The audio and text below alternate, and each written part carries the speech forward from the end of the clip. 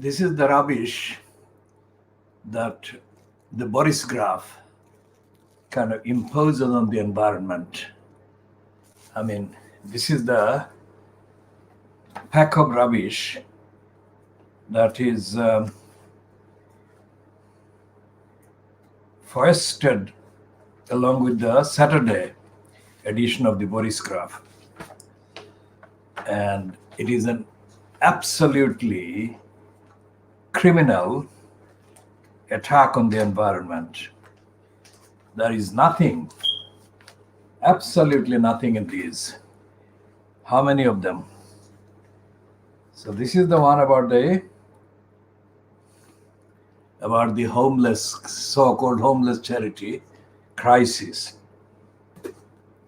asking for donations. We shall come to that. This is the so-called magazine of the Saturday. And then this is the pack of shopping rubbish.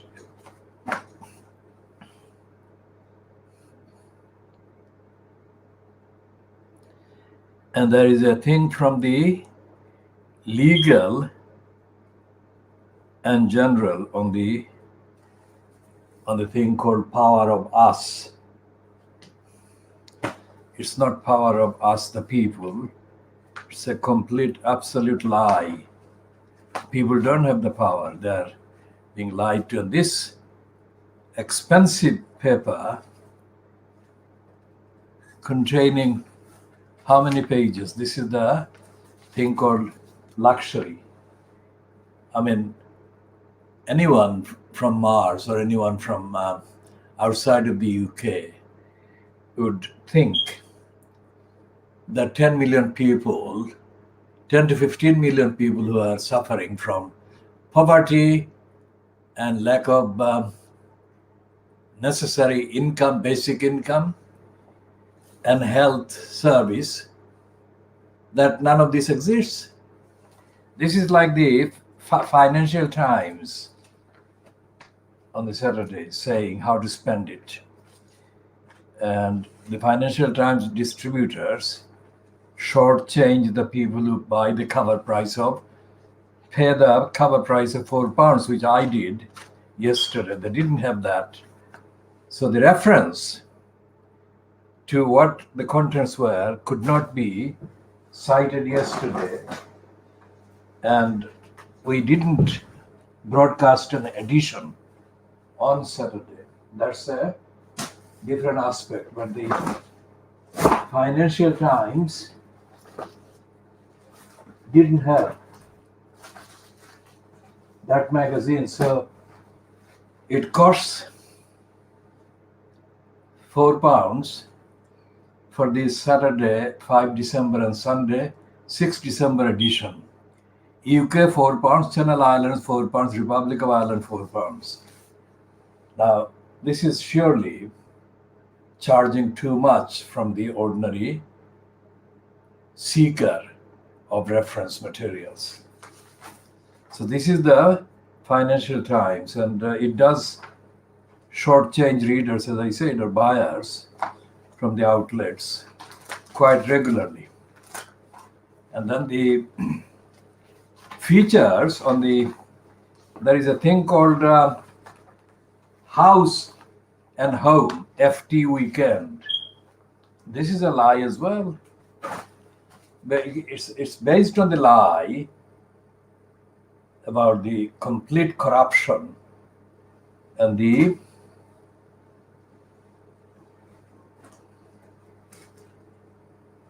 criminal operation that goes on under the headline of housing.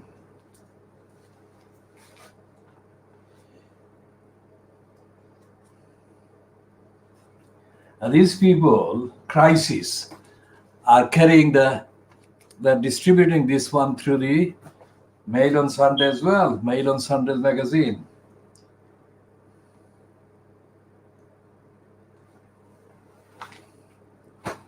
And these are from another world.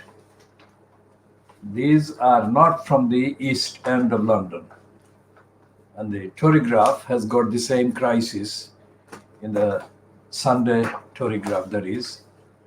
Boris Graf, Tory Graf, and got too many items of rubbish attacking the environment. And clearly there is no account in the papers, Fleet Street papers, of what happens to the garbage that they produce themselves.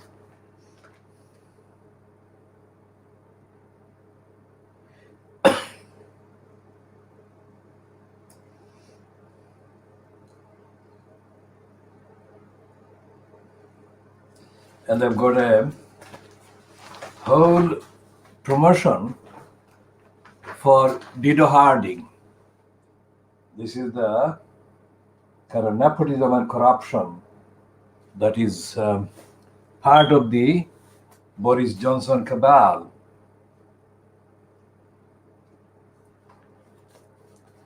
And then on the Sunday, inside your brilliant 8-page travel on Sunday. I mean, all of this is completely in denial. And what they're doing is they're hiding the failures of the health service by superimposing a narrative that is completely false and untruthful. It is a hateful narrative, which is what created the Brexit kind of stampede by the gullibles. And the gullibles are completely at a loss now as to what Brexit was all about. And they will be even more at a loss as things get worse. And there is a stupid kind of spin for Hancock, saying that or claiming that vaccine will loosen tiers, TIERS, tiers, the kind of levels of the lockdown before end of March. How does he know that? How does he know that? Because the vaccine itself remains very much contentious. Contrary to what the lying Fleet Street is parading as the conspiracy theorists who oppose the lying claims about the vaccine. Scientific evidence does not exist to substantiate anything like the claims that they're making every day about the vaccine. And they got this thing. What these racists in Fleet Street do, they don't examine the evidence of racism, and they don't examine the existence of racism. They don't acknowledge racism in the past, in the recent past, or currently. So they kind of drop it as a infantile kind of trigger for the gullibles to get outraged at the kind of audacity of anyone who opposes racism. So these Barnardos, which is Barnardos, is a children's charity. They say that it's the biggest children's charity in the UK. Barnardos is telling people to check their white privilege. Now this suggests that white people are being disenfranchised by even this kind of question being raised, and that white people suddenly cease to be in their positions of privilege everywhere at every level. It is completely, absolutely misleading, and it is a racist kind of tactic. And they're, of course, back at it. They are kind of blaming the EU generally, and the French in particular this weekend anyway.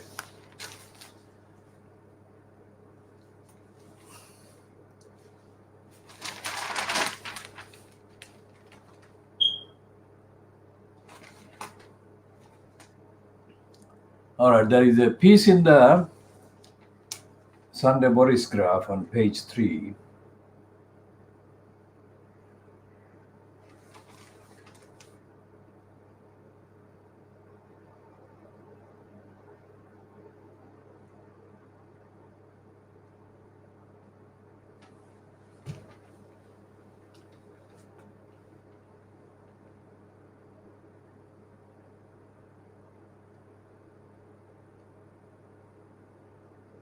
And they've got a piece about the murders, mass murders of animals, including by a woman called Cambridge educated lawyer.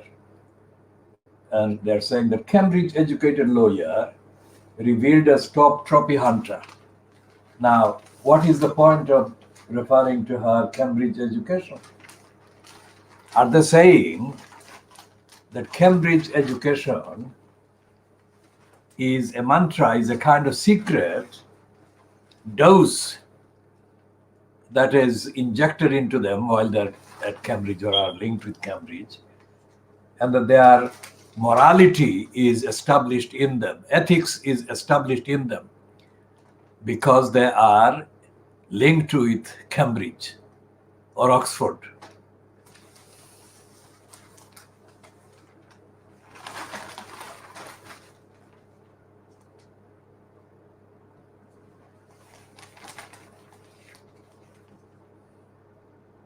There is another take on Cambridge. And this one is the Cambridge, the Duke of Cambridge and Duchess of Cambridge. And they're taking royal train on tour of thanks. What have they done? Are they imposing the obligation on the subjects that the subjects should give them thanks? For what?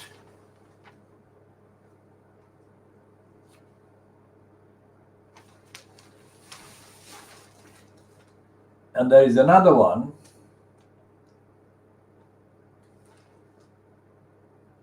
about the pollution rising in low traffic neighborhoods. This is the kind of typical kind of normal contradiction and idiocy.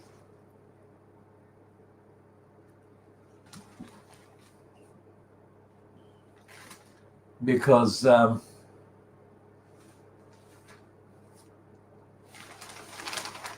they don't actually examine. They don't actually examine the full extent of the so-called low traffic areas created by local councils.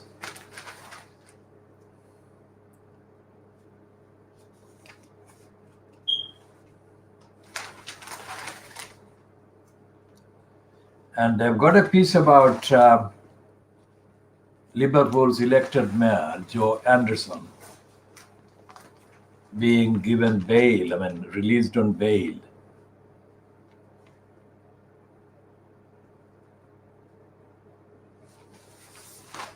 Now, here is a brilliant confession. It's a kind of, how did they do this? This is what they keep doing. Lockerbie was kind of run as a keyword to instantly trigger hatred of Muslims. Although Muslims never had any knowledge of what happened at Lockerbie. And Muslims don't have anything to do with Libya or Libya's Gaddafi regime. It's not Muslims in the world that had anything to do with Gaddafi. It was the carefully constructed cabals of criminals who were lining up for Gaddafi's money and doing his tricks. But whether Gaddafi was at all interested in having this explosion caused is completely open to doubt. And now the Boris graph is saying that the CIA had a role. The CIA had a person who was handling the person who served as a key witness to the Lockerbie bombing. And that handler is saying, according to this report, that this key witness on the Lockerbie bombing had a history of making up stories. Now, extrapolate this to all the big kind of so-called Muslim terrorist kind of events, and you can find more like this story years after the heat has been taken off that particular trigger. So why is the kind of Sunday Boris Graf publishing this now? Why did the Fleet Street papers didn't publish the account that was given by the people who were the Libyans that were accused, but who completely denied any involvement whatsoever? They didn't publish anything like a fraction of their denials. And now they're saying, and CIA, of course, is the trigger word. If the CIA says something, then it has got exceptional credibility to the people in Britain and in Fleet Street and the entirety of the lines of Muslim haters. And here is Esther McBee. Now, Esther McBee is, of course, against the poor people, against the kind of migrants, and she's a zealot.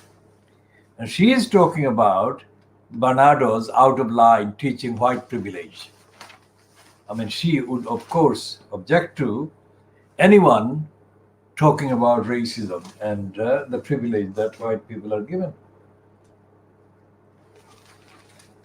And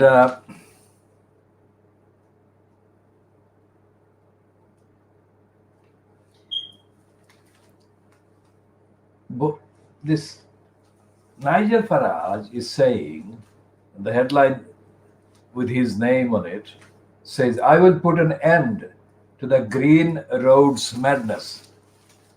So anything green is mad. And he is, of course, the person, he claims himself, who brought about Brexit.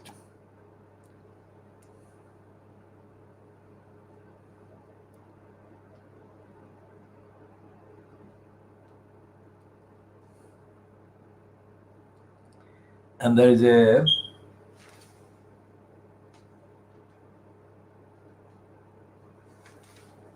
is a boastful editorial saying that the UK has stood firm throughout EU talks. There's a cartoon about Santa Claus sitting in his chair and talking to a child and telling a child, and if you are very good, you might be allowed out of tier 3.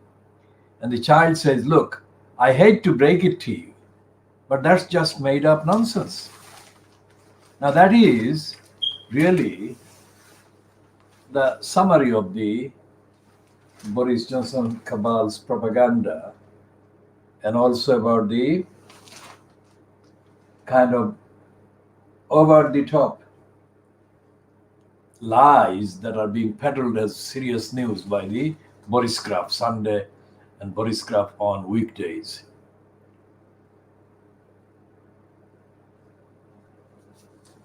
And all the nasties of the Brexit are given space in the Boris Graf.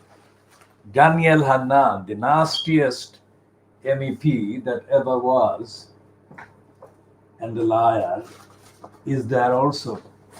And he is comparing lockdown with the kind of divide on Brexit. They have actually subsumed Daniel Hannan, Nasty Nigel Farage, and others have moved on because they cannot justify a single kind of new utterance they can make about Brexit. So they are moved on to kind of exploit and misappropriate the next topical kind of item. Nasty Faraj is doing this on the basis of the news release about the green kind of local roads that are not producing the kind of expected environmental benefits according to this report. So he jumped on that one. It's not like he's reflecting and doing any research over months of his own. He just exploits the headline of the moment and grabs it. And the lying Fleet Street media, too glad to give him the space. And the Sunday Mirror is, of course, promoting the vaccine. And the Sunday Mirror is doing the vaccine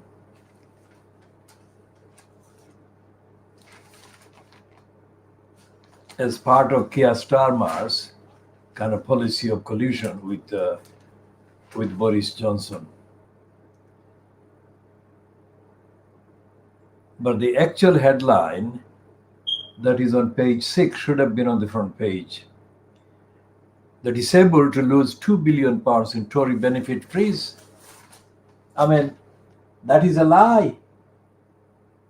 Because that should be headed, the disabled and the poor and the most vulnerable are to be deprived of 2 billion more in cuts to benefits.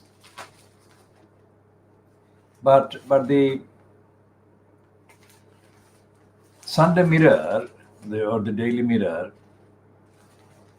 doesn't recognize the actual impact on people's lives and people's rights that poverty created like this has on millions of people in this country. Now it has got a small item underneath that item about Starmer being back into isolation.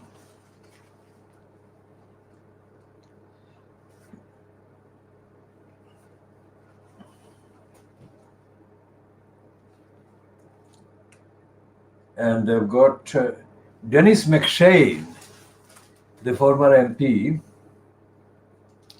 has got a piece on this Sunday Mirror saying Churchill's dream can triumph, ... once nightmare ends. So it's farewell, arrivederci, of Wiedersehen, adieu, and as we hurtle towards a precipice of which friendships and economies will plummet, faster than a shopping trolley shunted over the white cliffs. The toxic UK-EU relationship is summed up perfectly. Nobody wants a no deal. Now, where is the Churchill thing here? Winston Churchill declared in 1948, "We hope to see a Europe where men of every country will think as much of being a European as belonging to their native land, without losing the love and loyalty of their birthplace." How ironic!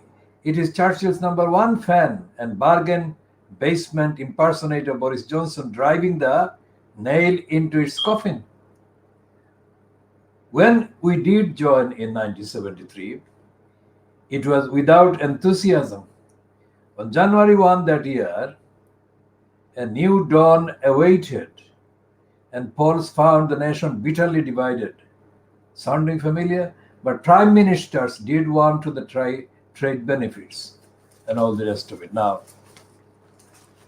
there is a piece on the same kind of center pages, 2-page spread. Brexit talks, the prime minister has one final throw of the dice and one last chance to avoid no deal. That's the Sunday Mirror. But it's absolute rubbish, because they're not telling what is the reason for this kind of endless, hysteric headline about doom and gloom and whatever. And there is a long piece about this woman called Esther.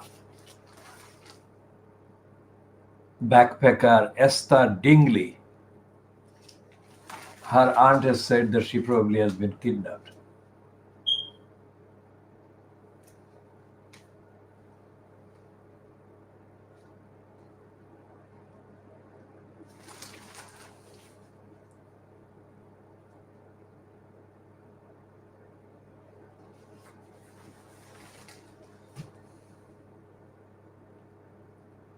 And there is a page full of a mental health charity shuts after 12.5 million funding axed. And they've got a picture of Bruno, Frank Bruno.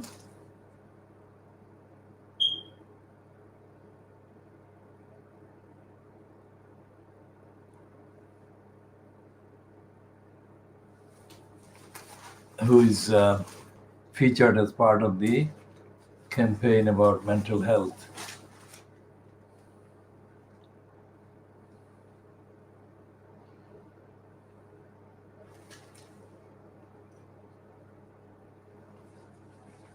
So West Streeting, who is a fan of Keir Starmer and sworn kind of strategic plant against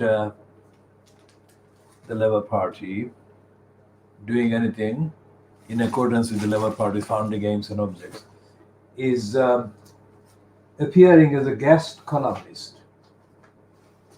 in the Sunday Mirror. And he's promoting Elton John, feeding off. It's like parasites feeding off one another.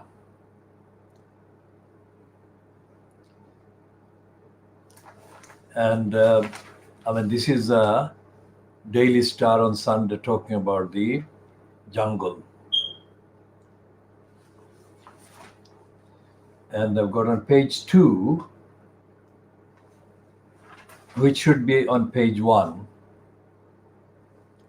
They're saying the best friend of Boris Johnson's fiancée, Kerry Simmons, has been given a £350 a day government job without being advertised. Now, £350 a day would be like what? It's more than 2 weeks' rent for the average person, tenant, who is facing eviction because of arrears. So it's £350 a day. It's nearly £2,000 a week if she works 5 days. And why is Bernanke saying that he started crying from day one? And we'll be coming to that in a minute. Nimco Ali was made an advisor on tackling violence against women and girls, despite no competitive application process. Now, this is the secret out at last, not just the fact that she is Kerry Simmons' best friend. That is the news as well. Now, suddenly she appeared on the mainstream platforms like the BBC and the Sky News as a kind of commentator, suddenly out of nowhere. And everything she said amounted to absolute rubbish. And I'm talking about the last kind of 2 years, over which this person has been paraded as a commentator by the BBC and the Sky News, apart from others. And now it becomes clear that she must have been pushed, or her case must have been made by unattributable sources to the managers and the commissioners on the mainstream broadcasting networks. And Bernanke says that he started crying because he missed his children while in the jungle. And there is a man who is pictured I mean, I cannot even say the things. He's a mass murderer of animals, and there is no word for prosecuting him.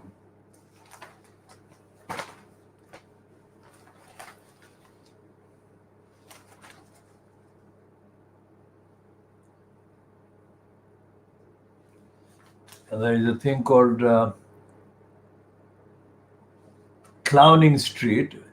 The British people don't trust Boris Johnson on pandemic. At last.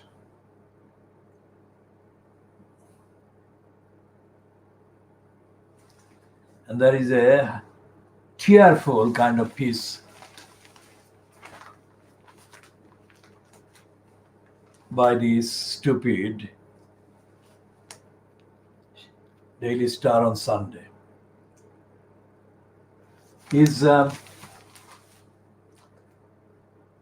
He's agonized over house move. And what's the Bini said, I have a film production company and we have 100 million investment fund. Now how can he be agonizing about house move?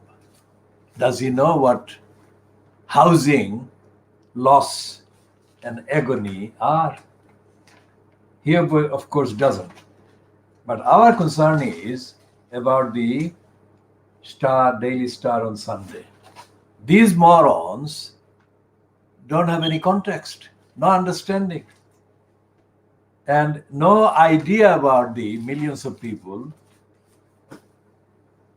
suffering from robbery of their housing rights and facing evictions right now.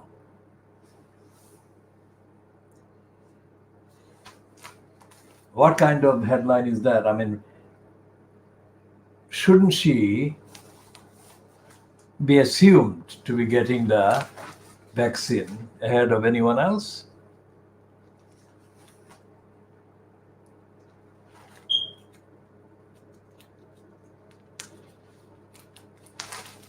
So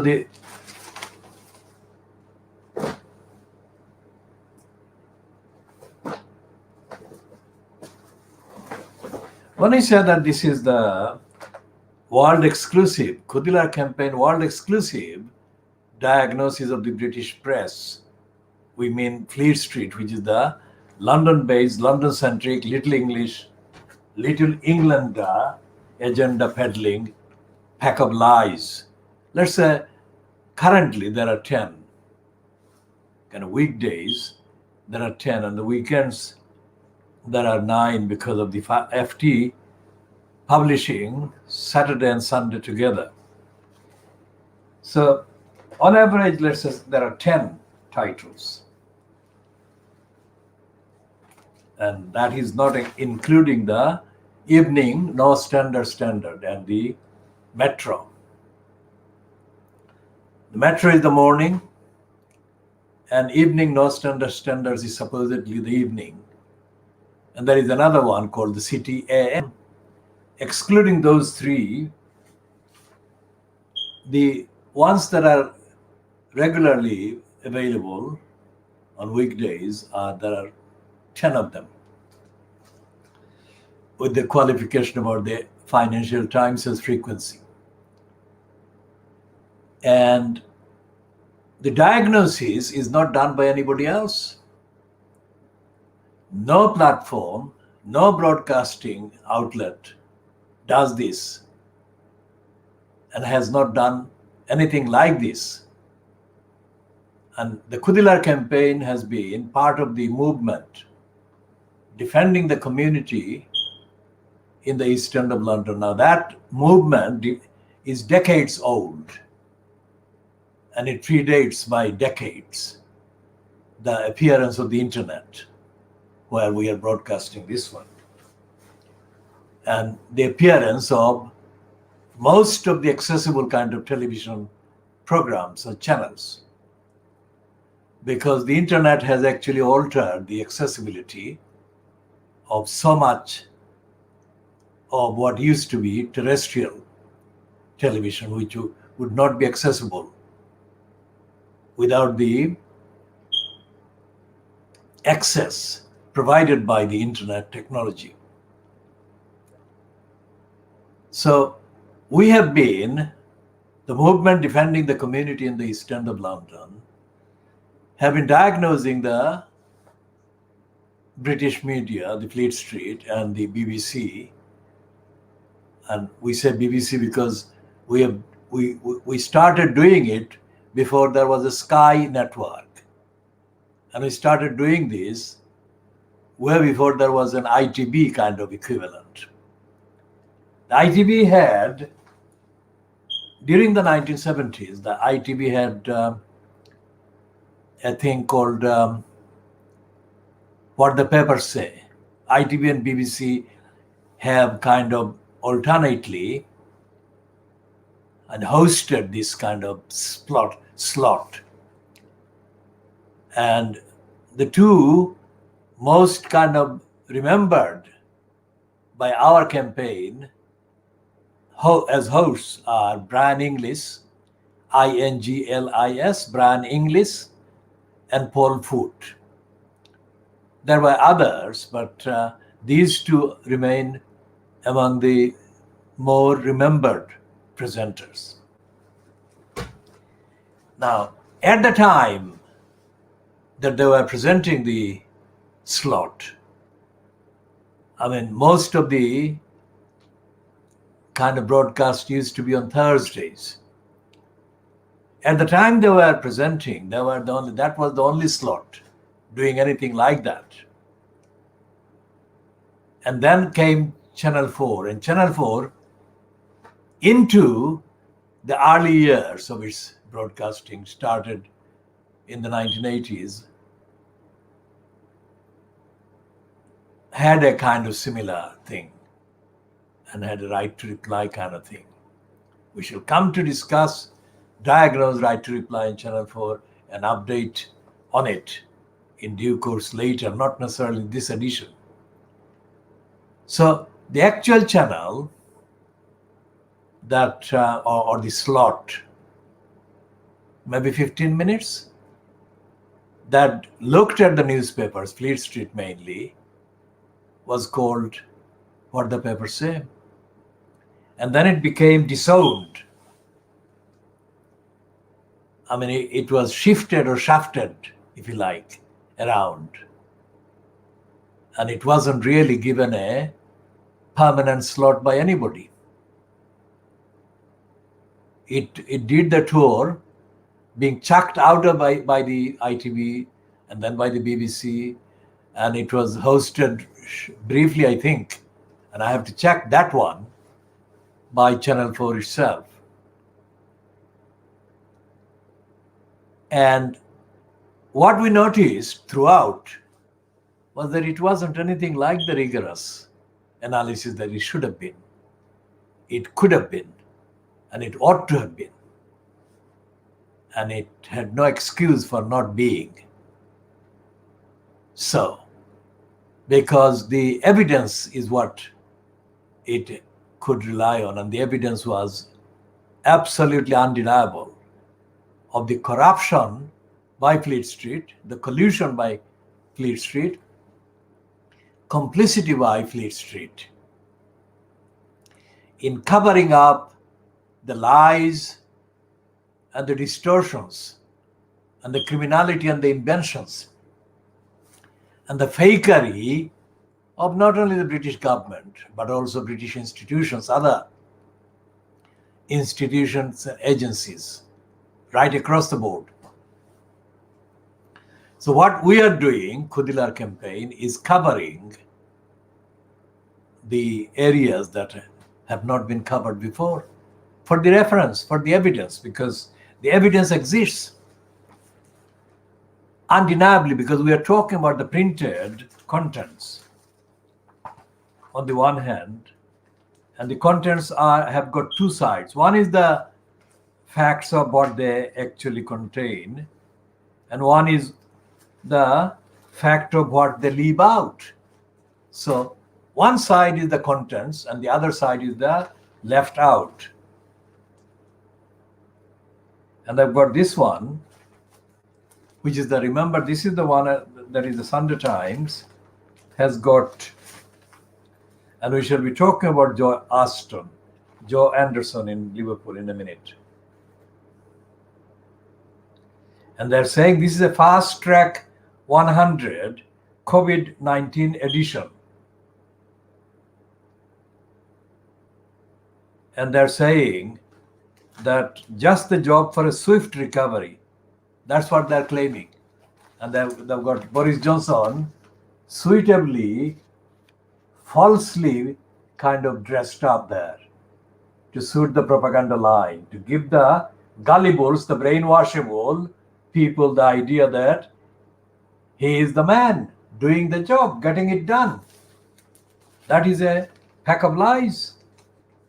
He's got this hard hat in the insert, but this is completely false. And I've got a whole page almost, and it's the fast track 100. That is what they're calling it. So Britain has got a fastest growing private companies. So they've got 100 companies that are fastest growing.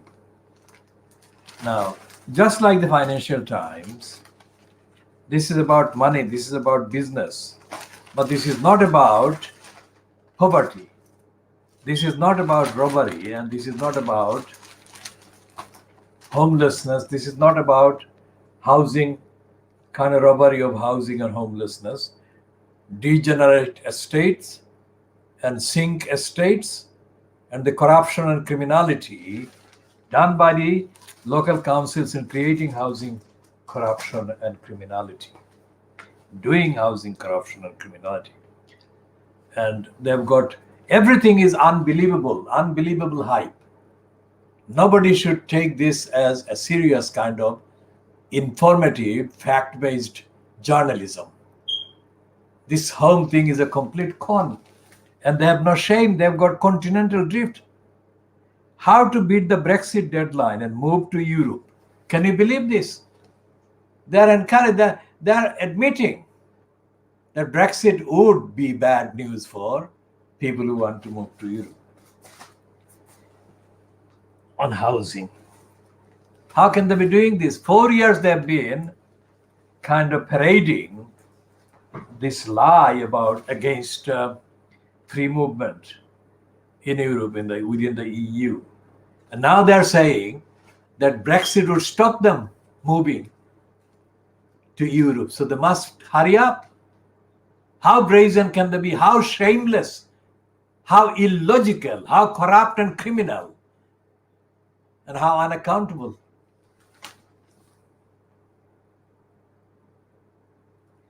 Now, this is a stupid headline as well, again, about Brenda. The headline is completely stupid. It says, Queen to let us know when she has had a vaccine. Why should she let them know when she has had a vaccine? I mean, what kind of fantasy world is it? Why should anyone need to know that Brenda has had the vaccine? What does it mean? She is not connected biologically, physically with anyone else. So what difference will it make what happens to her? I mean, if the effect of the vaccine is one way, will this be read as evidence that everyone else will have the same effect? This is not scientific.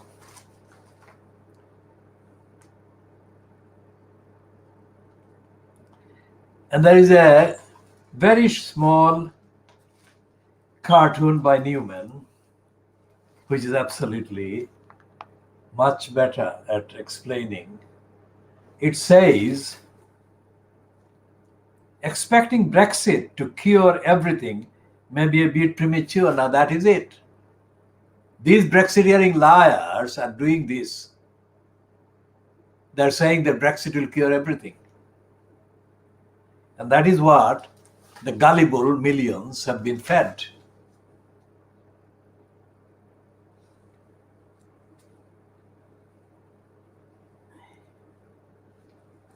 And there is a stupid headline which is really misleading because it says Johnson's cabinet colleagues back his no deal kind of move or option or preparation for no deal. Now they have been crying for no deal for 2 years. So why should it be treated as a news item?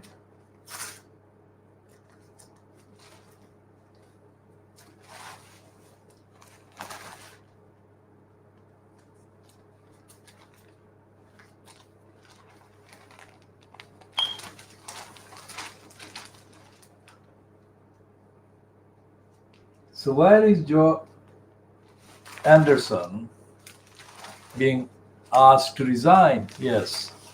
So there is this one on the page 8. They got two pictures of Derek Hatton. One is the one that they published on the online, and we have posted on our Twitter and Facebook accounts the same picture. And the other one is when Hatton kind of protested against Neil Kinnock's stupid speech at the Labour Party conference in 1985. On that one, we immediately supported Derek Hatton's protest against Neil Kinnock, and we still support that protest. But that doesn't mean that we support Derek Hatton on other things, and we most certainly do not support Kinnock on anything. Even when this morning we have tweeted that it was Kinnock who expelled Hatton from the Labour Party in the late 1980s. We said that as a contrast, as a contextual point about the fact that somebody who has been out of the Labour Party for more than 30 years,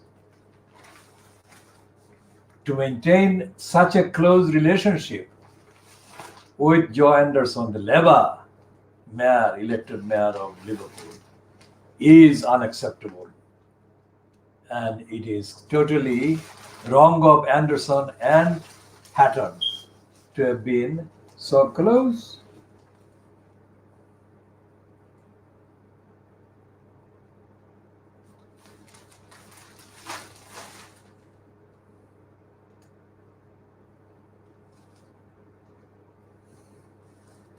And they've got a piece on the news page 21, about a missing British teen found in a camp for ISIS brides with son aged 3 years. It can now be revealed that she was persuaded to travel to Syria and married an ISIS fighter from Cardiff, with whom she had 2 sons, Faris and Tala. Faris was killed in a coalition airstrike that also injured his father, but Talha 3 remains with his mother at the Kurdish-run Al-Hol detention camp in northeast Syria. It is probably the same detention place where the Tower Hamlets ex-schoolgirl, Shamima Begum is still based.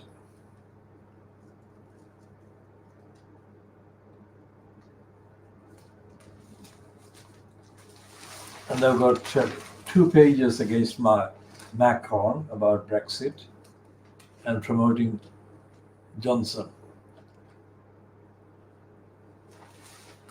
And there is a headline which is saying something that is nearer the truth. Not the whole truth, but nearer the truth. It says, superpowers playing dirty in fight to gain vaccine supremacy. So it's talking about the USA, of course.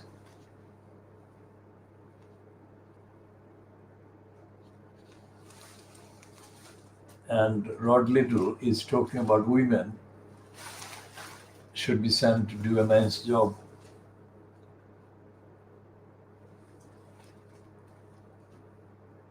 and there is a woman, anti-Iranian. It says, Trump had Tehran on the ropes. Now our hope is gone.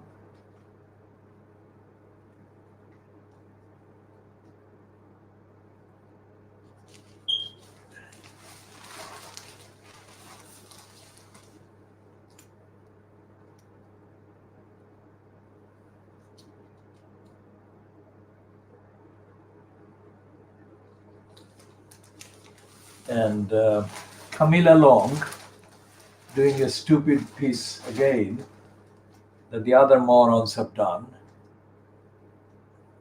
posing as a feminist, supporting the demand for Eton School to allow girls in. That is stupid.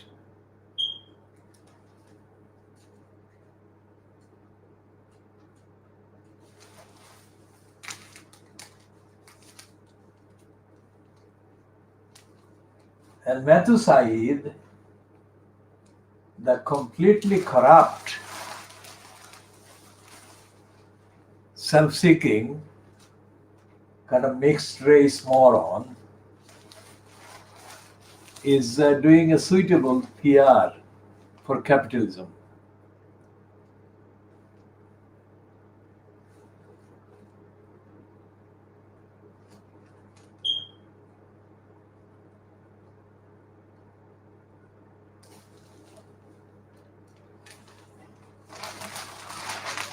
And they've got a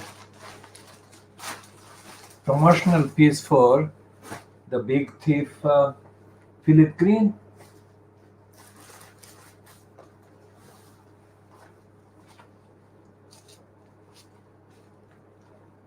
So that these papers, the Sunday papers, 14 pounds 60 pence, I think they cost, cover price. They are not running anything that should constitute the truth at all.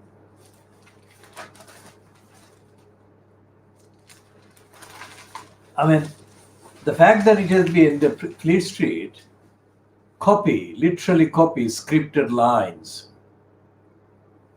is evident in the use of this dice. Boris's one last drop dice before number 10. I mean, this is what has been used by the other papers in Fleet Street about this so-called kind of uncertainty about the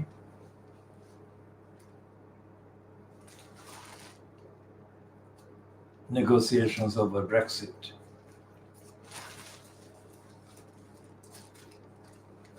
And they are shamelessly promoting racistly this Kate and Wills.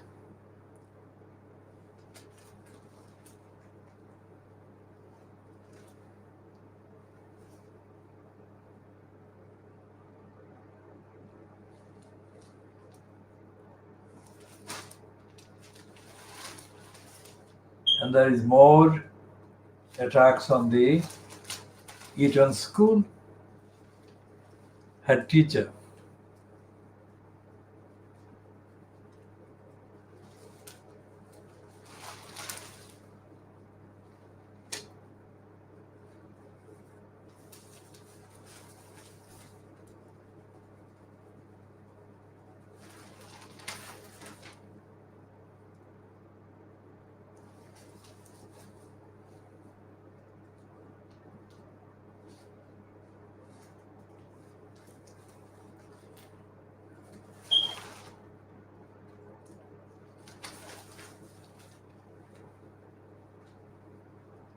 And the Mail on Sunday is full of propaganda for the BBC Strictly Dancing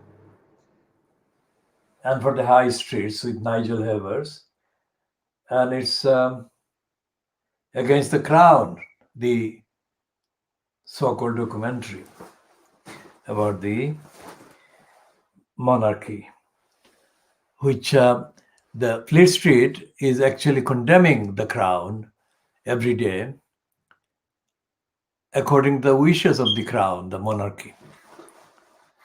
and they're looking for any excuse, any angle to discredit the crown. Not that I am or our campaign in any way has any kind of interest in taking a position, except to observe the sickness of the Fleet Street, which is nothing but an extension of the establishment. And we said this during this kind of part of this first part of today's diagnosis, in order to inform anyone watching this for the first time or anyone wondering what are the considerations, what are the purposes, what are the aims of this diagnosis. And the aim, main aim, primary aim, and long-term aim is to tell the truth. And that is because the Fleet Street papers are not telling the truth, nor is any of the commentator. Those who are given guest appearances, like the Mirror Group has given West Streeting, are given a spot to gain some money or whatever, but not introduce anything truthful. West Streeting an MP, right-wing MP, peddling Elton John is more than insulting to the rational thinking viewer or reader. I mean, West Streeting giving the space to Elton John. How outrageously sick.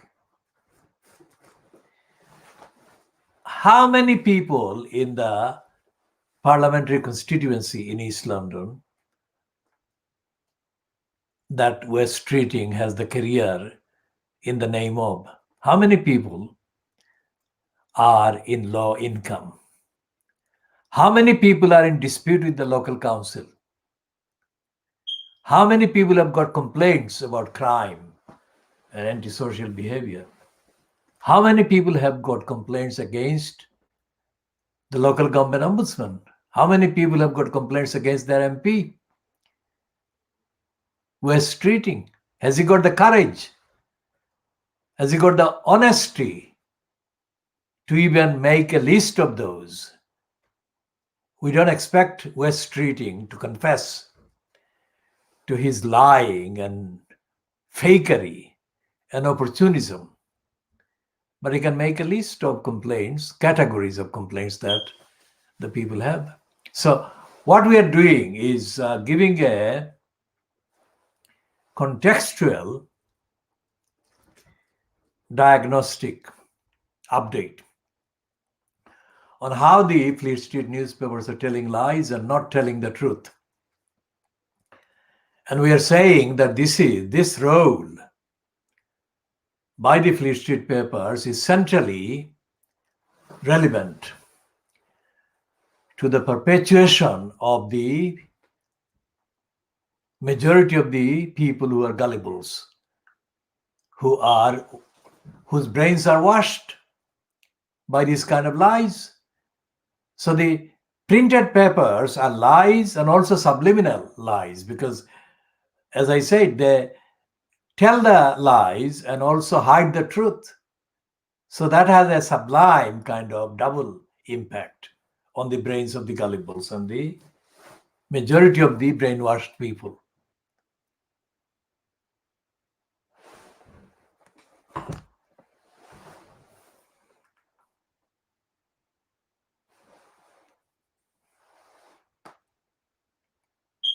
So you've got several Sunday papers carrying this thing. I don't know whether they're doing this as a free thing or whether they're doing this as part of the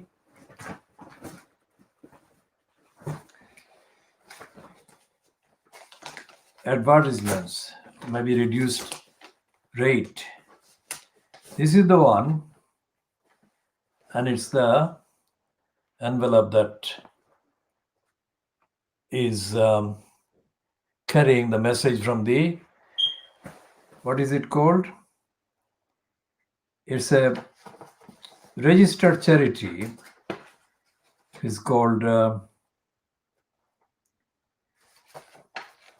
Crisis. And it says quite clearly that it's registered with the fundraising regulator. And it says, thank you for helping someone who's homeless this Christmas. And it has got there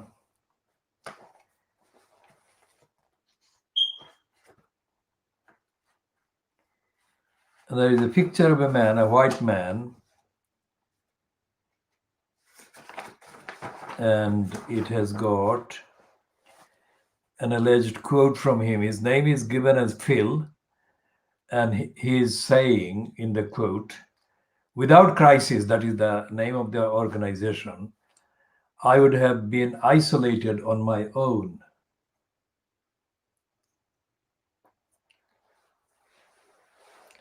Now, this is a long statement by them, and we shall diagnose this one in due course, not in this minute. And it is full of propaganda for this crisis outfit. And it has got, yes, I want to help someone like Phil this Christmas. I enclose 28.22 pence, 28 pound 22 pence, one gift, and 56 pound 44 pence, two gifts, and 282 pounds 20 pence, 10 gifts, other amounts.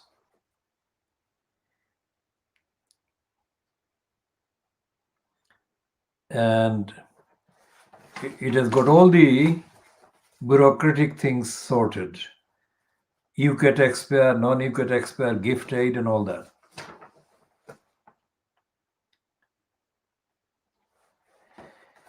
And the thing is signed by a person called Ian Richards, head of crisis Christmas team.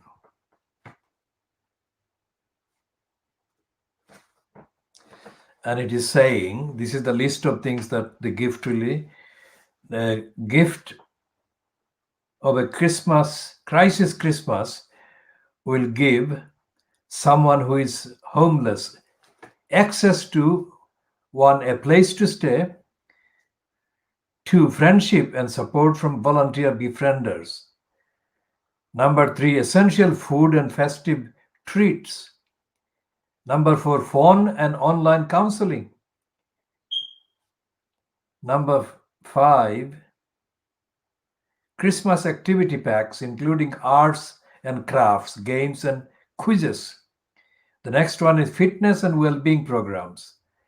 Next one is advice on housing, employment and benefits. Now, how dare they? They're completely lying. Next one is year-round support, including training and education. And the last one is the chance to leave homelessness behind for good. Now, these people are doing business. Crisis is one of the criminal bureaucracies that is thriving in Britain at the expense of people who are pushed into homelessness and are kept there. Crisis was in serious dispute in Tower Hamlets a few years ago, and especially over the behavior of its then kind of face or name, a woman with a West Bengal kind of connection, parentage. Either her father is West Bengali and her name was a Ghosh. and they had an operation based at the Commercial Street, London U1 area. We shall do an update on the crisis and the behavior in relation to tar hamlets a few years ago. In due course, we shall not be doing it this minute, but we shall be doing it in due course. Now, the newspapers are, of course, carrying this in their magazine kind of supplements, this appeal from crisis at Christmas. And they're not doing it as news. They're not doing it as a report. They're doing it as a business operation. It's an advertisement. It's an advertising campaign by the Crisis, the charity. Now, how much money they actually get, let me check if it is available.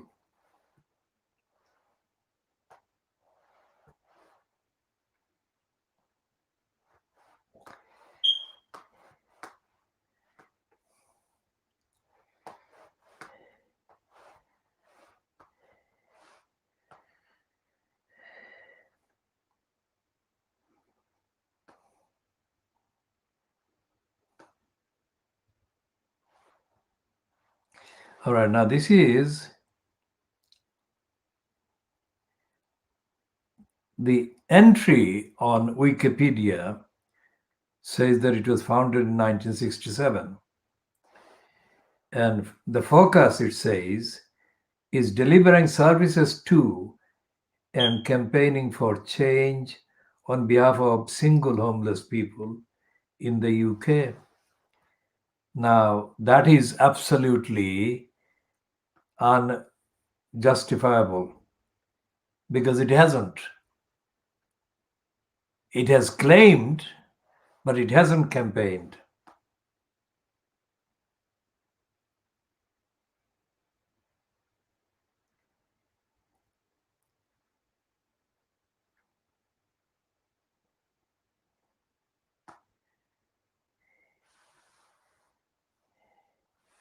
According to Crisis, the charity was founded in 1967 in response to the shocking Ken Loach film, Kathy Come Home, shown the previous year, that is 1966, and a publicity campaign led by reforming conservatives William Shearman, Ian MacLeod, highlighting the plight of homeless people. The drama documentary, Kathy Come Home, was first broadcast by the BBC the previous November, that is November 1966.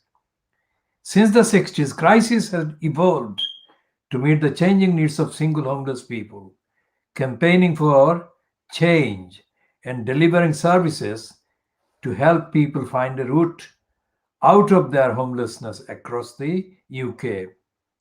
It was one of the 7 charities nominated by Prince Harry and Meghan Markle to receive donations in lieu of wedding presents when the couple married on 19th of May 2018. Crisis is the national charity for homeless people. We know that homelessness is not inevitable. We know that together we can end it.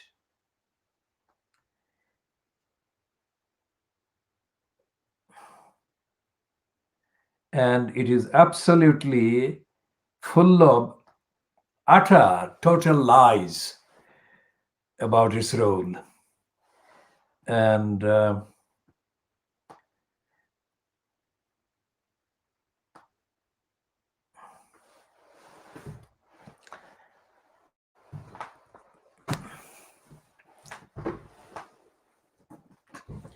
criticism that we have against Crisis, this organization, applies equally to the organization Shelter, which makes a stronger claim to have been founded by the immediate kind of reaction or response to the same Ken Loach film, Kathy Come Home.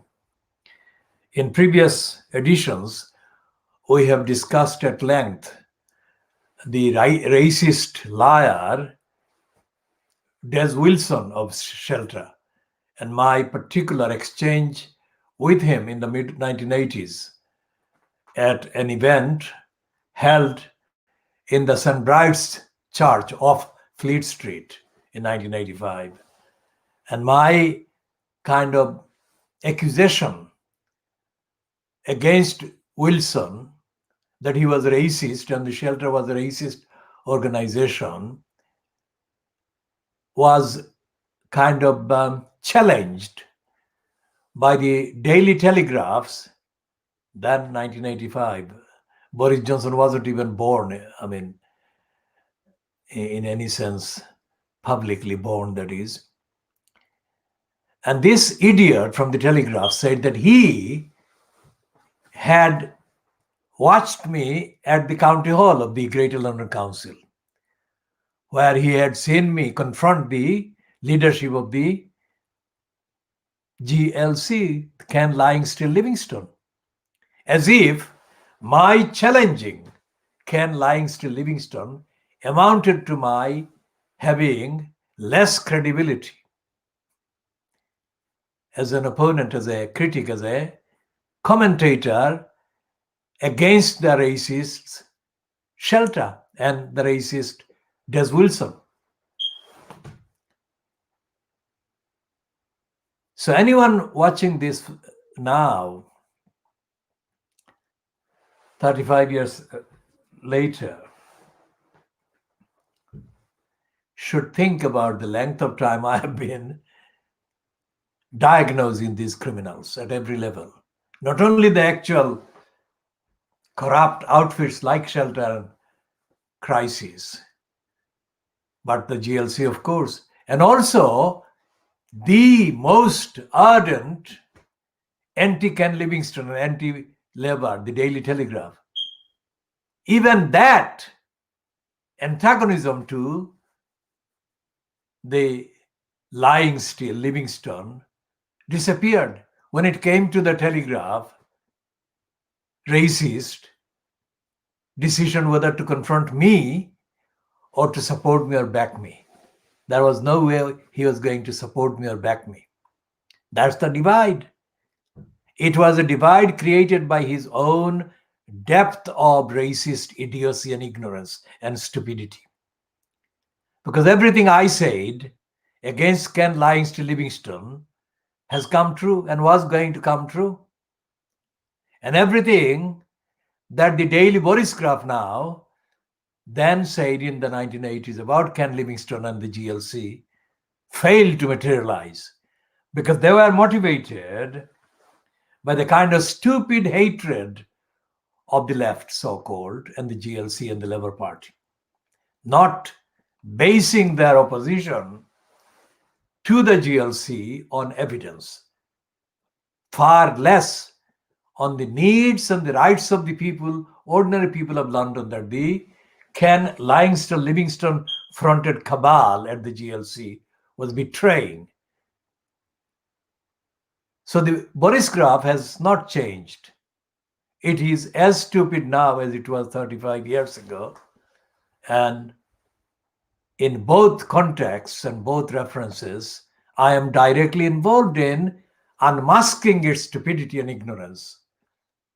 So I'm doing the diagnosis of the Torygraph and the Telegraph.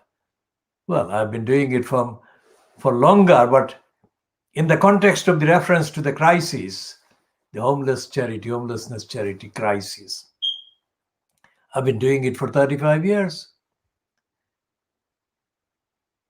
And everything I've said about the coverage or the cover-ups of the reasons for so many people being denied housing, home, human rights has been true, factual, and absolutely tenable and urgent and rigorous, and within practical solution.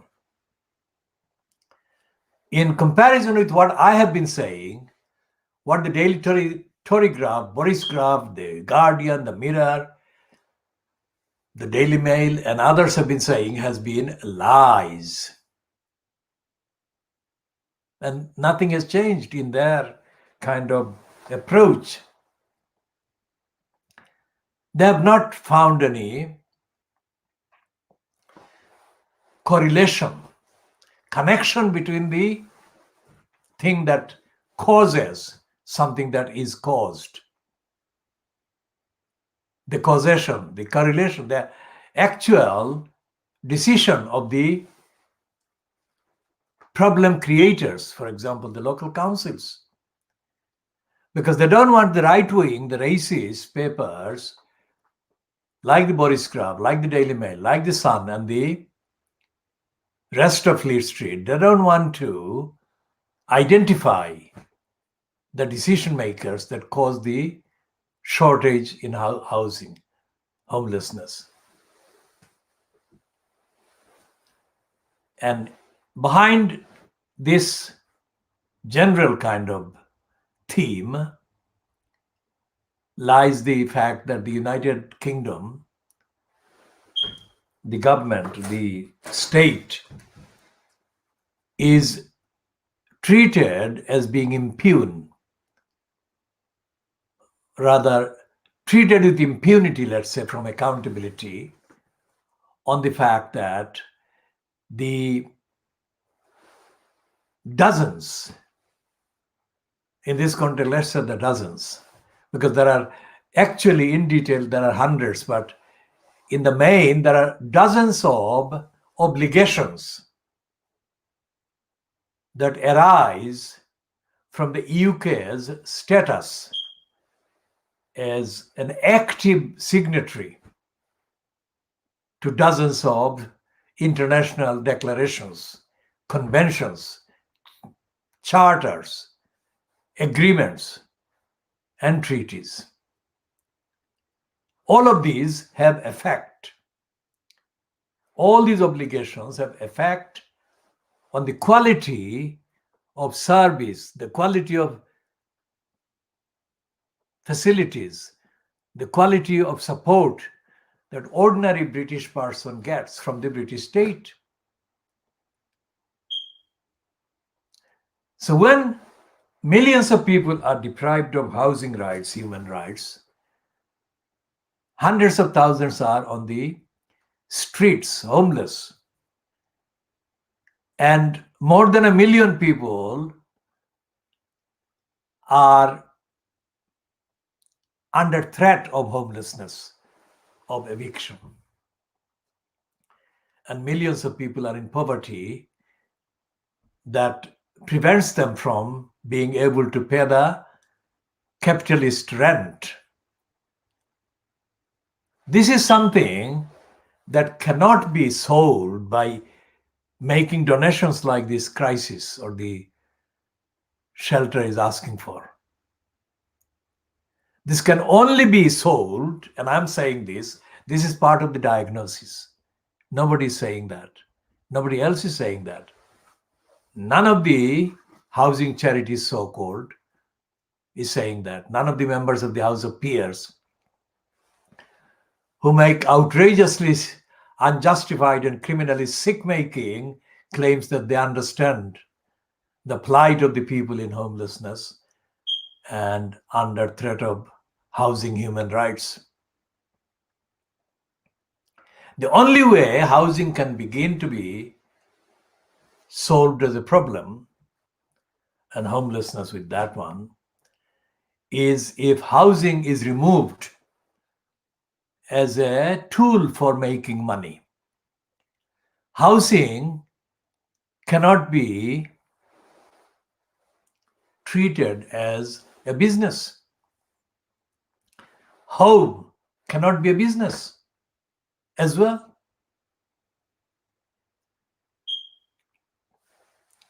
And the capitalism based on housing property is absolutely unacceptable, and it is a problem. And the reason why they have not been addressing the housing crisis is because they are lying, they are dishonest, and they are corrupt, and they don't want to lose the opportunity to steal and rob and loot millions of people. That is why so that is the Karl Marx's theory of surplus value comes in a different way. It is the surplus entitlements, surplus rights that they're robbing and looting, they're exploiting. So I'm updating Karl Marx. I have been doing it, but this one I'm doing this expressly in this form, in these words today as well.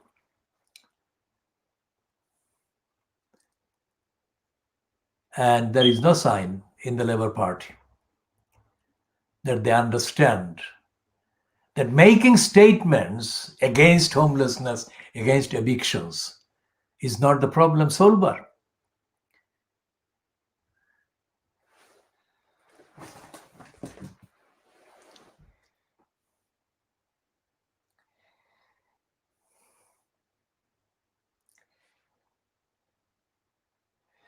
And this plug for crisis in the entry on Wikipedia says, since 1972, Crisis at Christmas has been offering food, warmth, companionship, and services to homeless people in London over the Christmas period.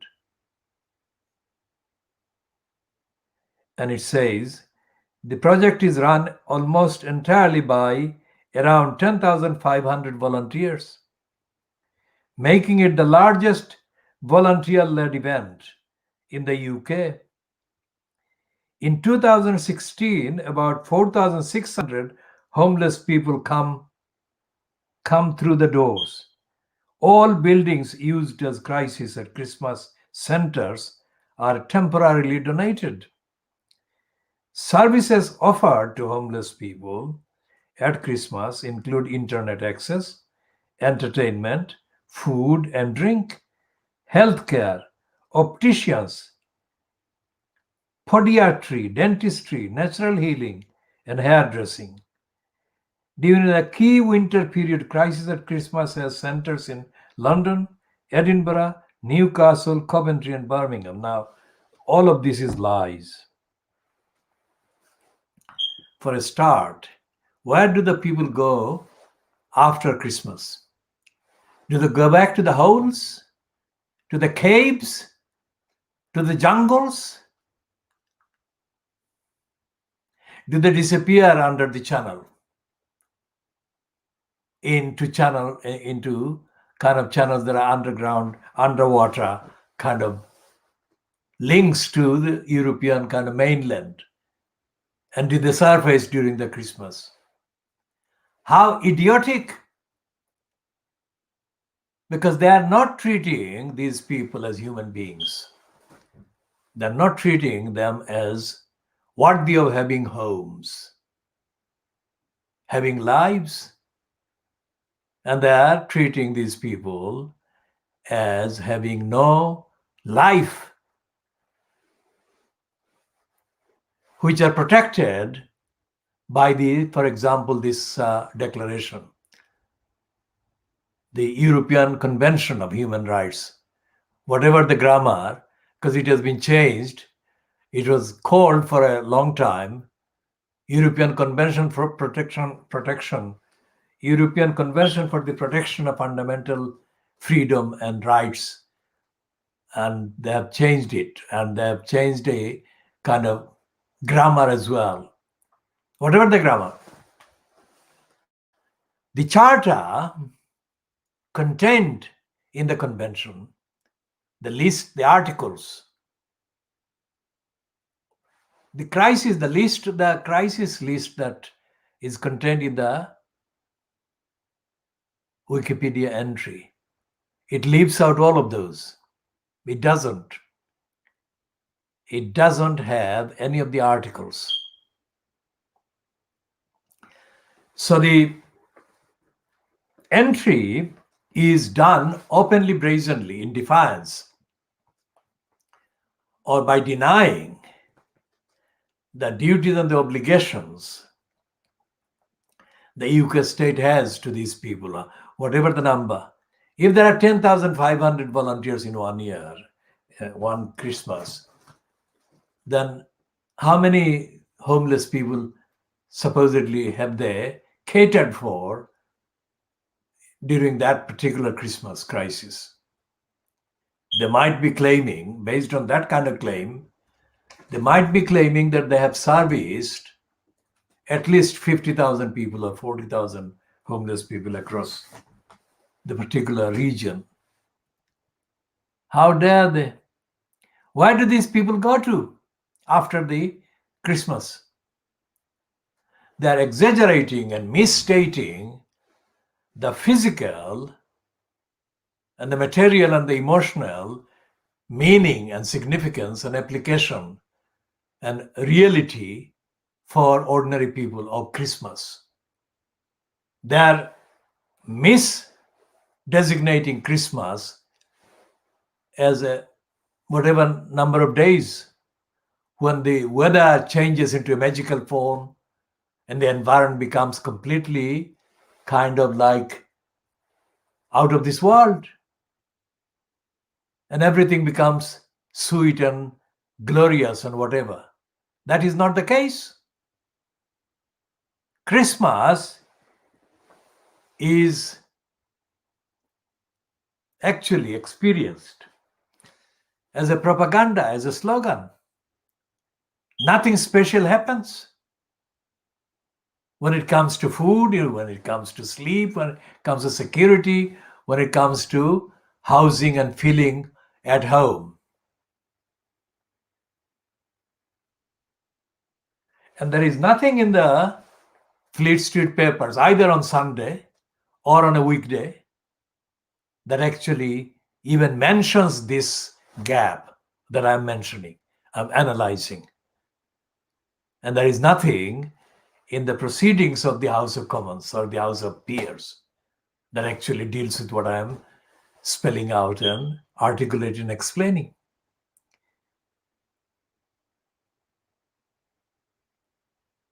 And this is not even starting to talk about the role of the eviction courts, the county courts, and the role of the rest of the judicial bureaucracy, and the role of the local councils, which are the main causers of homelessness.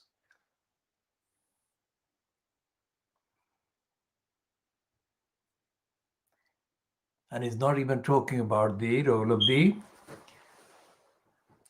any of the leaders of the opposition, so-called, or when they were not leaders of the opposition. I mean, none of the Labour prime ministers has done anything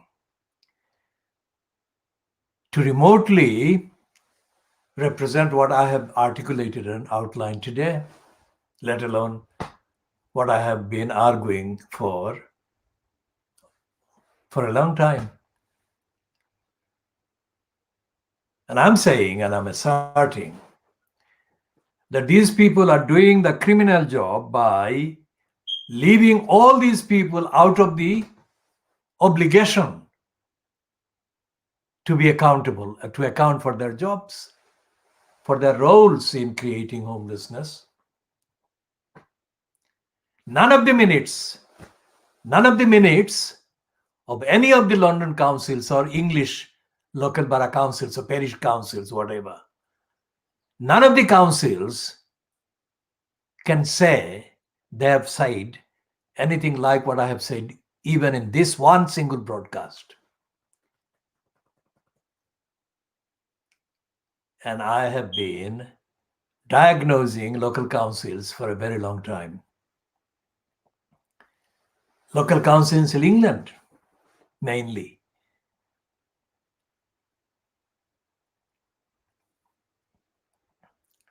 Now, the so-called left media, so-called, like the socialist workers, hasn't got anything. Hasn't got anything different. Nor has the CPGB, Communist Party of Great Britain's, whatever the rearranged name of that outfit is, the CPGB's Morning Star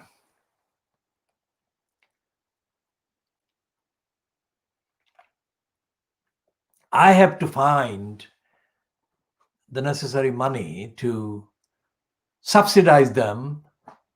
Currently £1.20 per weekday issue and £1.50 for Saturday and Sunday edition. I don't like even picking up the paper, but I have to see it as evidence, the contents. And the contents are in defiance of all the claims that it is revolutionary. It says to people that they can help revolution by funding the Morning Star, and it has been perennially asking for money, and it doesn't change. It is completely the most corrupt kind of newspaper that you can imagine. It hasn't got anything there except scripted slogans. It has got no human story, nothing from the communities. Now, if that is the picture of a society under communist revolution, then there wouldn't be any human being there.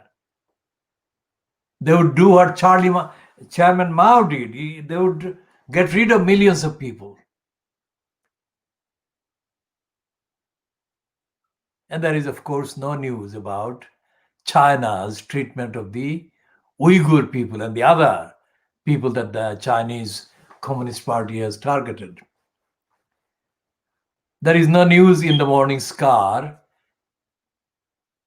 about any corruption by any of the elected mayors in East London or anywhere else.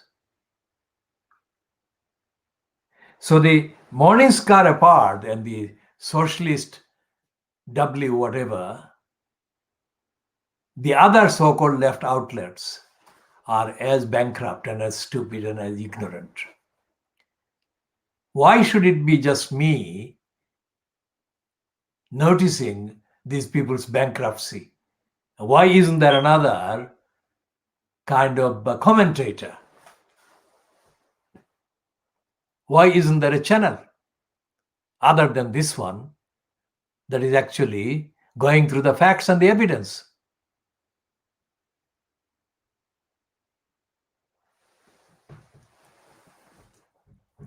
I don't know where I first formed the view about journalism and reporting and about the media and what the media and journalism and reporting should be about.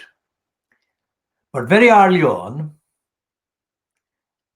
I did what I'm saying these others are not doing. And I never launched myself as a career journalist. That is to say, I wrote in return for money. I never did.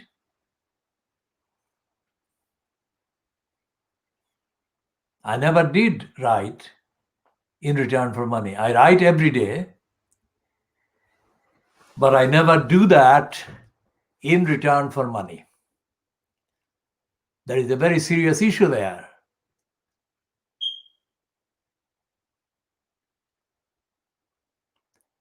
And one of the absolutely emphatic vindications, central vindications of my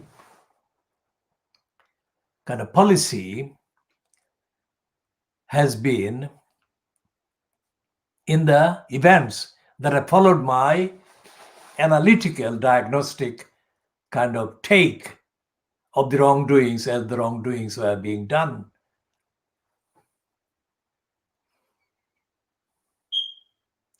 So if I write the equivalent, let's say, what is the number of words just to measure? If I write, say, 10,000 words a day,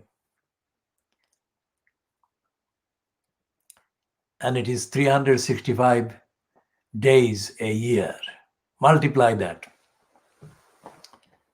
10,000 multiplied by 365,000, 65, whatever the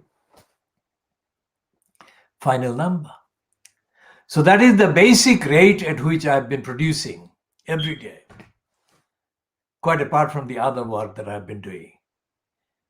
And all of that is on the one side and the entirety of Fleet Street on the other side. And Fleet Street includes Oxford and Cambridge and their kind of subordinate members, for example, the so-called Russell Group of universities.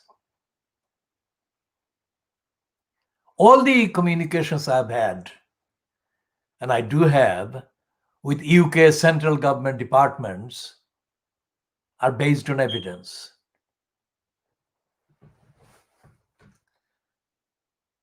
And to this day, after decades and decades of my representation of the questions, questionnaires, analytical kind of diagnostic representations to them of their contents, of their policies, of their behavior, and their role and their prejudice and their negligence and their ignorance and their lack of compliance with these obligations imposed on the UK state by the UK's status as an actively signed up member of declarations, treaties, charters, conventions, agreements.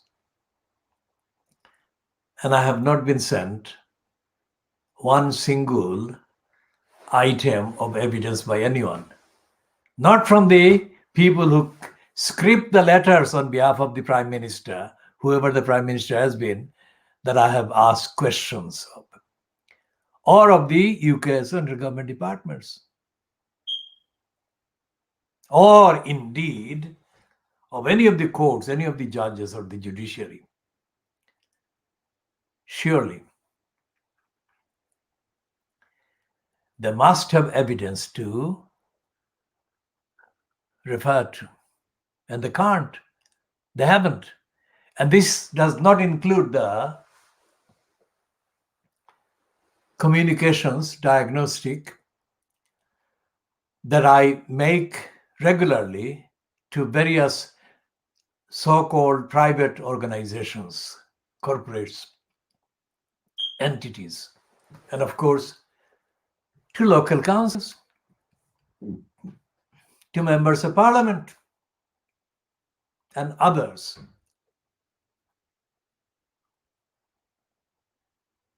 So the diagnostic basis of looking rigorously at the contents and the role and the failings and the agenda and the bias and the corruption by and through and of Fleet Street is not just based on what these titles contain or don't contain, but the rest of the whole of the main institutional and individual operational behavior that can be accessed and understood and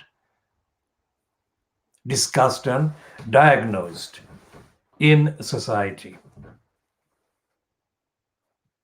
And the purpose is to tell the truth, and to tell the truth on behalf of those who are denied the truth and those who are kind of gullible people that have been subliminally and directly brainwashed into accepting the lies of the truth. Injustice is not inherited. Life without rights is not inherited. It is created by others in control of making decisions affecting the people who are deprived of the rights and and are subjected to injustice and unjust behavior. For example, this thing about the Windrush generations, there are two sides. One side is that the Daily Mail side, which says the Jamaican criminals or the criminals of Jamaican origin 23 of whom were kind of prevented from being put on the charter flight to Jamaica by the do-gooders, as they say, as Priti Patel has been tutored to say. So these people have been, the 23 have been unfairly treated. That is the line they and their kind of supporters are saying. And Priti Patel, Boris Johnson, etc., are saying that they are criminals and they should be sent to Jamaica, whatever their kind of background in terms of whether they were born in this country or not born in this country. Well, this is the kind of division between the two sides, in short, that has been evident because the mainstream media and Fleet Street has been giving it space. But that's not the issue. Well, that's not the main issue. The main issue is what is going on in Jamaica and what is going on in this country about Jamaica. Let's say this is the topic of this particular issue. It could be another country, another kind of destination. But this time it is Jamaica and the Windrush kind of, all the issues about Windrush generation. If Jamaica is treated as a cultural colony of the empire, British Empire, which officially ended a long time ago. If Jamaica is treated as a cultural colony of the British Empire, then why do people feel unsafe about going to Jamaica, and why do they prefer to stay in Britain mainland? Because the account given in The Guardian yesterday by one alleged kind of person who was sent to Jamaica and who spoke from his detention center or whatever in Jamaica on the phone, says that, it's very, very, very, very bad. And he was loudly coughing, The Guardian piece says as well. And he says that the flight was very overcrowded and people were not wearing masks and too many people are too closely set to one another.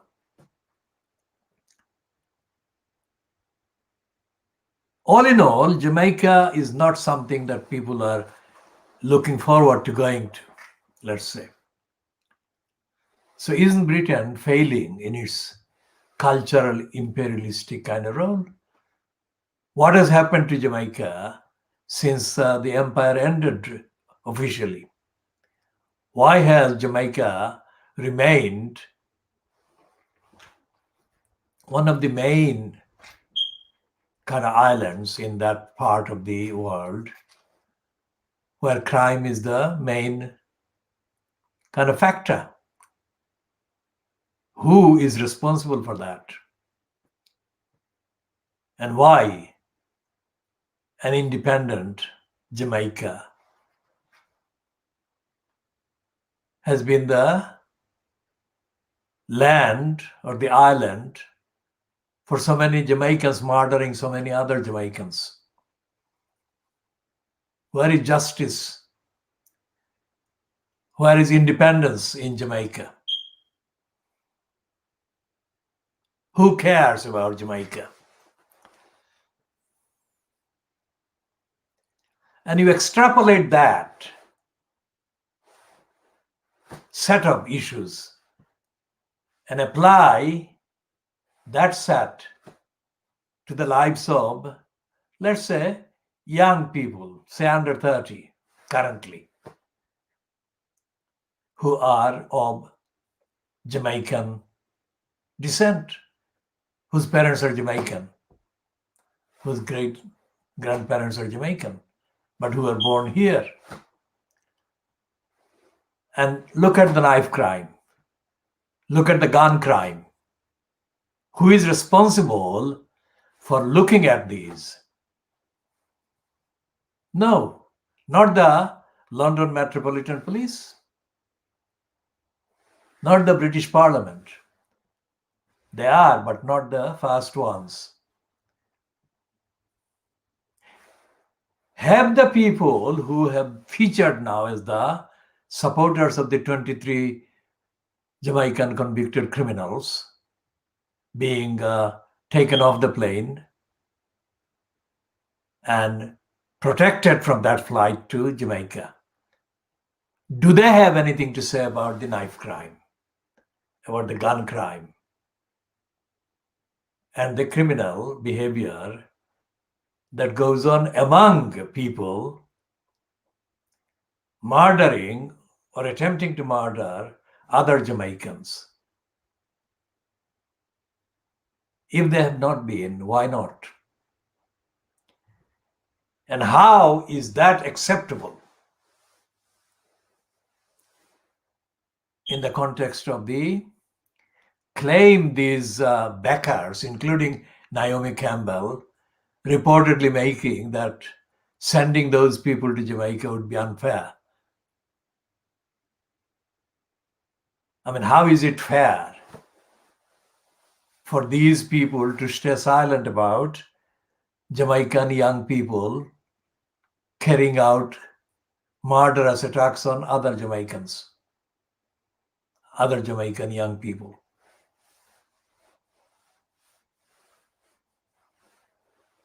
Doesn't this silence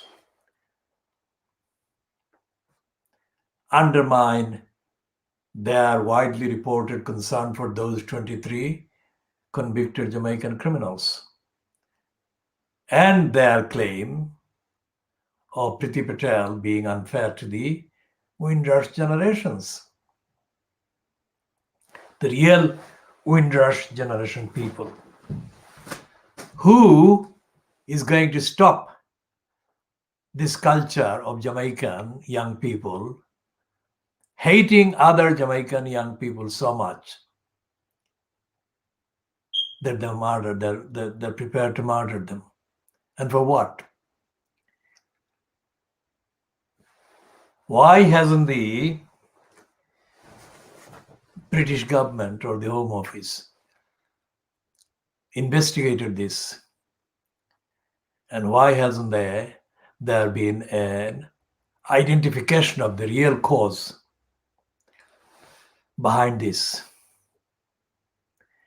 And the fact that there hasn't been an identification of the real cause and the action taken to stop it,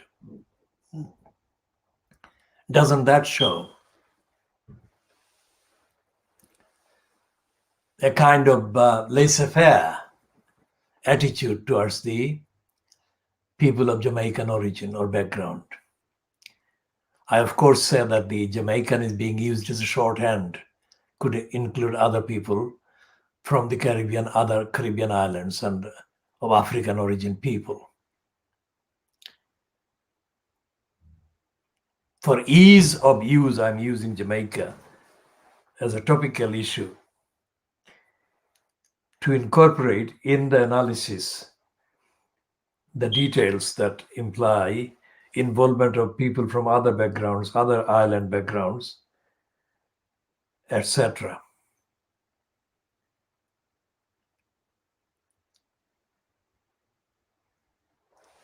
We have posted about Sadiq Khan in the last kind of 48 hours, a short kind of description of Sadiq Khan as a stooge, playing a stooge role over his capitulation to the big business that wants to kind of exploit the Bishopsgate goods yard. Now, Sadiq Khan is also used as a kind of nephew Tom in our analysis. And we said the same thing about Priti Patel. And we've said this about others, including Alok Sharma. Rishi Sunak, we have said, but not as often as we have said about Sadiq Khan or Alok Sharma, because Rishi Sunak only has surfaced very recently compared to the others.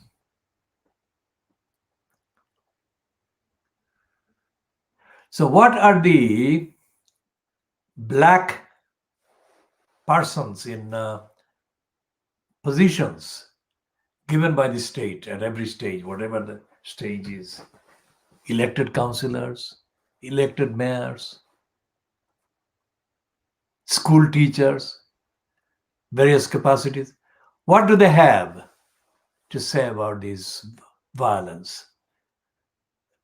Black children or black school children or black youths just of school age murdering other black children. What have they said? Do they have any role to play? Clearly they have. Otherwise, what are they doing being in positions that are called black school teachers or black head teachers? What is the black doing there in that description? Is that about them having a career? Or is there that being relevant to them providing a perspective that is uniquely only available from them and through them because they're black? And that perspective must be about the fundamental ideal of education, not just schooling. Are they doing schooling or are they doing education? And if they are not doing education, what is their excuse? What is the reason for leaving education out?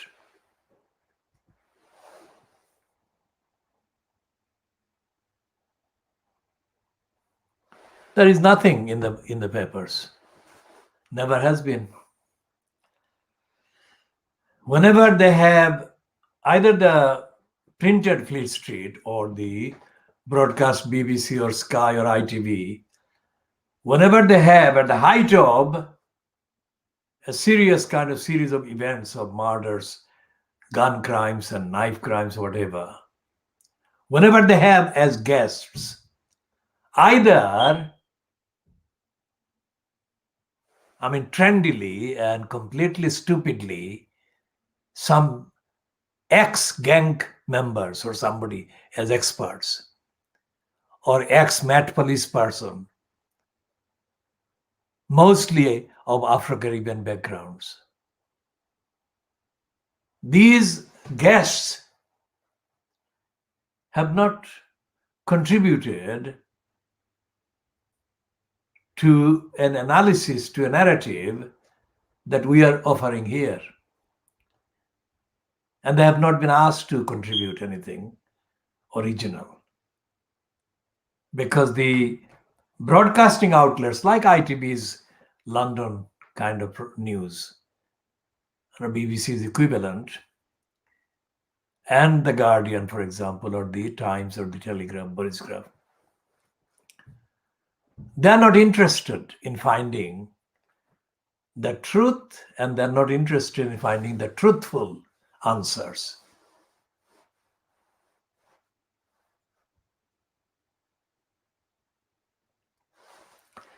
So we have absolutely no evidence that Fleet Street,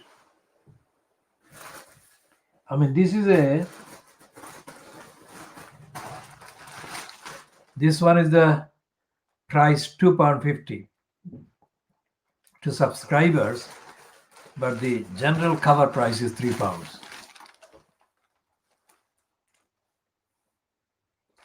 And it hasn't got really anything about society. It is embarrassingly stupid because it says cabinet backs PM over no deal. Should that be a news item? It's a given.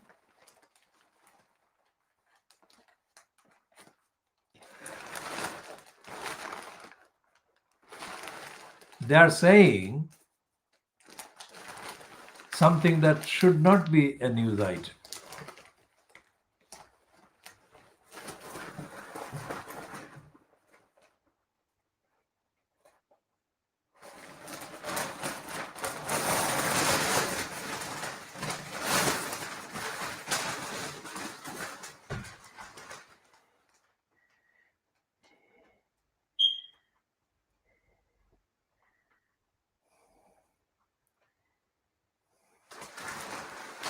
And the propaganda for the vaccine is serious.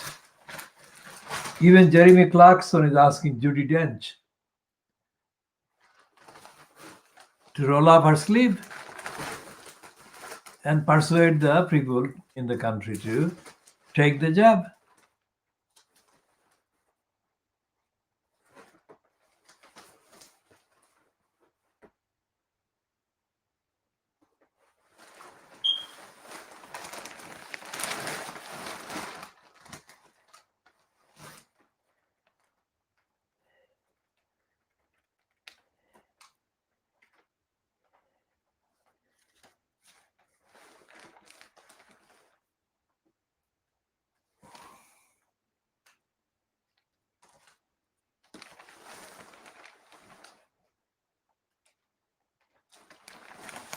And the headline in the Sunday Times so-called editorial about housing crisis says that taking out another loan is no answer to the housing scandal.